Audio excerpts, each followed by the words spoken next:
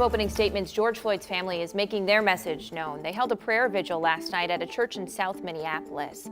They were joined by the Reverend Al Sharpton and attorney Ben Crump. The family views this case as a test of the criminal justice system. They want a conviction to set a precedent for policing in America. There's a chance the jury may hear from Floyd's family during the trial, but they want their message known outside the courtroom too, that this trial is about more than getting justice for George alone. I will be out here marching every day if I have to. The United States' ability to deal with police accountability is on trial.